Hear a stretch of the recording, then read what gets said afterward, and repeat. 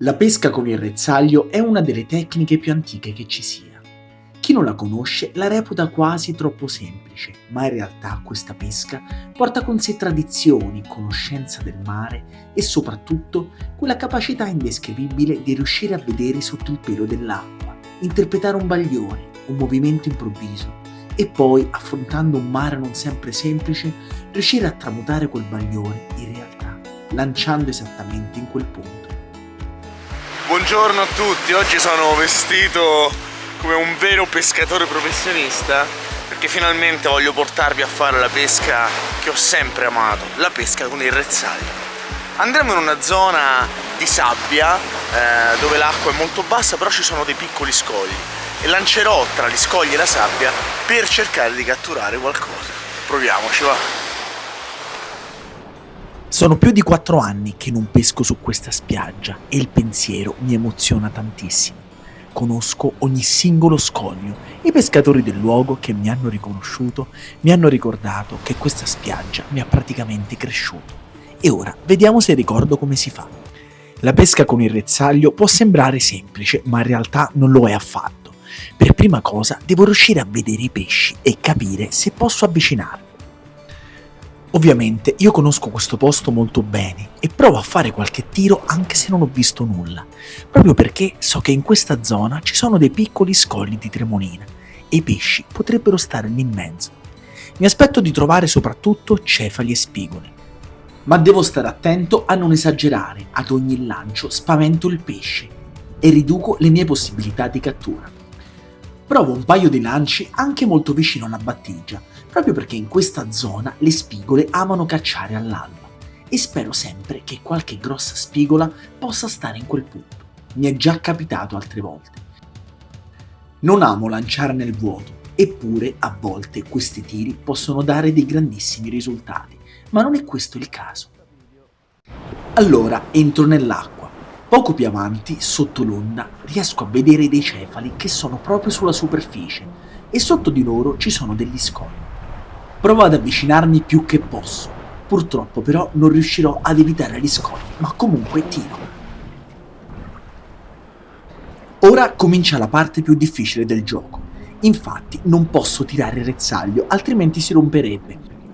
Provo a chiuderlo più che posso, infatti devo cercare di intrappolare il pesce che è rimasto dentro e poi provo a girare, evitando di cadere nell'acqua, intorno al punto dove si è attaccato. Dentro vedo il bagliore di 2 bei pesci e piano piano devo cercare di farli finire nella sacca senza che scappino. Un ultimo movimento, riesco a liberare anche l'ultimo angolino del rezzaglio e finalmente posso tirarlo su.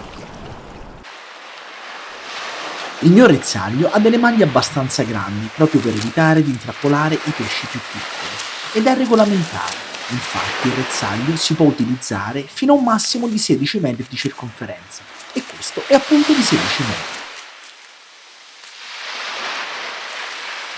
Prima di continuare voglio però ringraziare lo sponsor di questo video, Fishing Clash, che è un gioco arcade di pesca. Il gioco è gratuito e vi consentirà di pescare qualsiasi pesce, dallo squalo di 200 kg al pesce scorpione di 3 etti. E pensate, tutti con la stessa canna. Ci sono tantissime location, ma io al momento ne ho sbloccate solamente 3 perché sono un po' scarsi. Però potete pescare nei laghi, nei fiumi, alla Hawaii, nella barriera corallina, insomma, dove volete voi.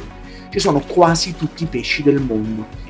Infatti ci sono cefali, megatriglie, trote, strane rane pescatrici colorate, aguglie, pesci spatola e un mondo di altri pesci che io piano piano sto cercando di catturare. E sfidando gli altri giocatori potete vincere attrezzature migliori, ma soprattutto arrivare primi in classifica. Il gioco è completamente gratuito e lo potete scaricare dal link in descrizione o dal mio QR code. Inoltre avrete un codice sconto LOVEFISH che vi consentirà di avere 20 euro di bonus di regali. Inseritelo in questa pagina e riceverete i bonus. Quindi voi scaricate il gioco intanto e noi continuiamo a pescare i pesci veri. Avete visto dove ho lanciato? Sono andato a lanciare dove c'era quella buchetta, proprio lì, e ci sono degli scogli di tremolina, quindi questa sabbia che viene elaborata dai vermi che costruiscono delle strutture. Lì c'è sempre pesce, che sia cefalo che sia spigolo. Però questi 2 bellissimi cefali li tengo perché sono anche ottimi da mangiare. Intanto c'è un'alba incredibile. Voglio provare a pescare una spigola e il modo migliore è quella di lanciare in mezzo ai massi, perché proprio lì le spigole stanno cacciando, ma devo stare attento nel farlo, devo infatti rasentare gli scogli senza toccarli, altrimenti il rezzaglio si potrebbe rompere, ma soprattutto i pesci potrebbero scappare via. Questo lancio è perfetto, ma le spigole non ci sono. Questo è il momento più critico del recupero. Infatti molto spesso ho preso spigole anche molto grandi senza averle viste se non all'ultimo secondo. Tuttavia questa volta non ci sono davvero. Poco più avanti mi succede una cosa incredibile. Non ho ancora sistemato la rete e vedo un pesce, un rombo che scappa da sotto i miei piedi. Provo a lanciare eppure non riesco a prenderlo. È andato più lontano. Non è la prima volta che i rombi mi scappano da sotto i piedi e questo era un esemplare di circa mezzo chilo. Bello, bello. Continuo con i miei lanci alla ricerca delle spigole, però stavolta non sembrano esserci. Strano, mi concentrerò sui cefali. Mi sono spostato più avanti e sotto l'onda comincio a vedere dei grossi pesci. Sono sicuramente cefali che si trovano sui soliti scogli di Tremolina, ma arrivare a tiro è davvero difficile. L'acqua comincia a essere davvero alta, oltre 1 metro e qualcosa, e io rischio di affondare completamente. Ora devo fare 2 cose. Primo, muovermi piano per non spaventare i pesci, ma soprattutto per evitare di farmi male. Io lo faccio solo perché conosco questo posto a memoria, ma voi evitate di farlo se il posto è sconosciuto, perché a volte si creano delle buche molto pericolose. Non so se riuscite a vedere sotto l'onda le ombre dei pesci, ma questa è la tecnica giusta. Ora piano piano sto avanzando, l'acqua però è troppo alta per provare a lanciare.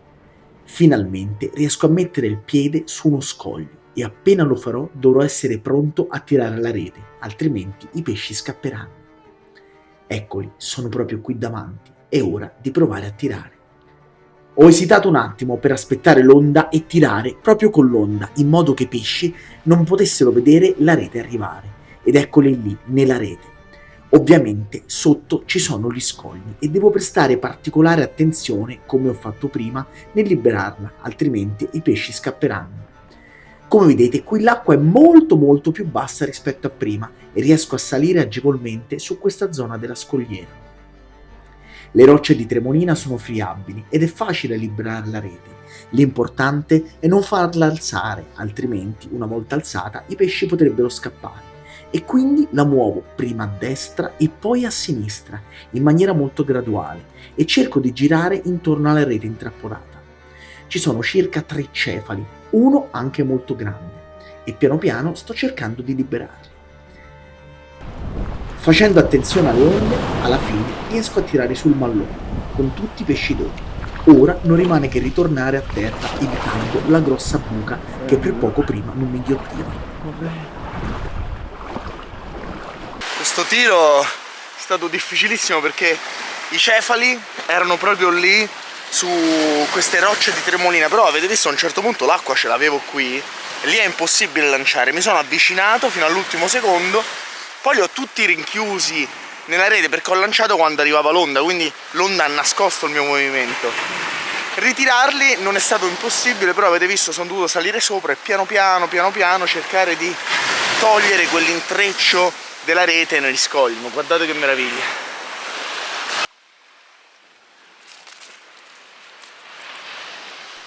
E questa che vedete è la famosa Tremolina, costituita principalmente da sabbia ed è opera di alcuni tipi di vermi, molto apprezzati da cefali, spigole e saraghi.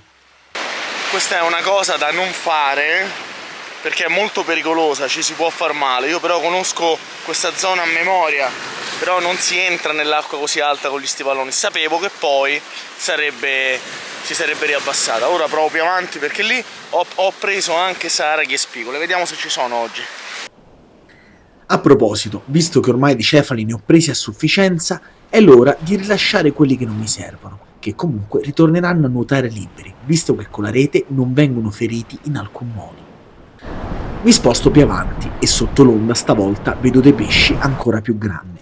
Il problema è che sono arrivato al limite di dove riesco a tirare, ma loro sono proprio lì davanti. Nonostante l'acqua sia molto alta, provo a tirare, ma il tiro viene una schifezza, appunto perché la rete ha strusciato completamente nell'acqua. eppure un pesce è rimasto nella rete. La vera difficoltà è che qui l'acqua rischia di entrare all'interno degli stivaloni. Mi devo sbrigare a salire sulle rocce prima che arrivino le onde.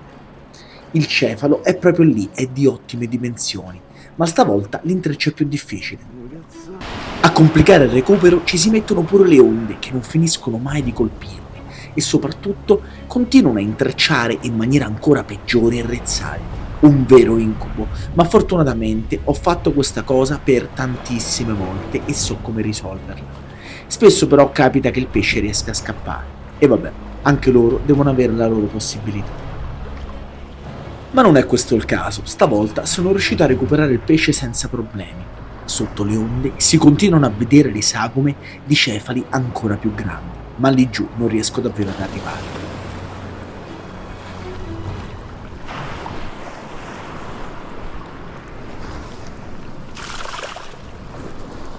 Questo?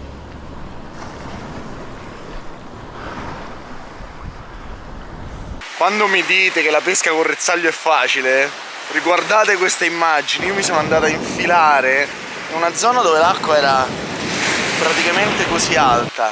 L'ho visto sotto l'onda, ho fatto un lancio terribile perché non ci arrivavo, quindi avevo la rete completamente nell'acqua, eppure lui è rimasto. Per liberare la rete è stato un disastro, perché lì se si tira la rete si distrugge e quindi piano piano ci devo lavorare ai fianchi cercando di non perdere il pesce. Questo è un cefalo meraviglioso e sono proprio lì, su questi scogli di Tremolina, difficilissimi. Sotto le onde i cefali si vedono benissimo, ma purtroppo la telecamera non riesce a riprenderli, eppure sono tutti quanti lì. Questo è davvero un pesce bellissimo, la mia mano è enorme, eppure questo pesce è molto più grande. Lo sapete che io non sono un amante del catch and release sforzato, però una volta che ho preso i pesci che mi servono non è necessario continuare. Lo voglio ributtare nel migliore dei modi, ma mi scivola, lo lascio comunque andare per non farlo soffrire ancora di più. Il cefalo a tutta velocità se ne scappa via, felice. Voi penserete che io sia matto, ma perché ho ributtato questo cefalo che era il più grande di tutti? Perché è sicuramente una femmina, aveva diciamo già il pancione ed era quel cefalo più a galla, perché ora in questo periodo molti stanno deponendo le uova, ci sono diverse specie di cefali, quindi non mi andava di ammazzare una grossa femmina, tanto già mi sono tenuto 5 cefali, quindi il segreto ragazzi è sempre uno, la sostenibilità. Io lo faccio anche per farvi vedere perché è un bel esercizio fisico, ma non c'è bisogno di fare le mattanze. Vedete, c'è un sacco di roba trasportata dalla mareggiata. Ora ho lasciato il rezzaglio 2 secondi, si è riempito di legnettini, questi perché qui è pieno di foci e poi purtroppo c'è l'immancabile plastica, quella è colpa dell'uomo che la butta, no? Dalla plastica in generale. E nel prossimo video vedrete questa rete completamente argentata e cefali molto più grandi. Loro sono proprio lì, dietro le onde, basta solo riuscire a raggiungerli. In attesa che esca la seconda parte, intanto potete scaricare il gioco di pesca e provare a prendere il pesce più grande di tutti.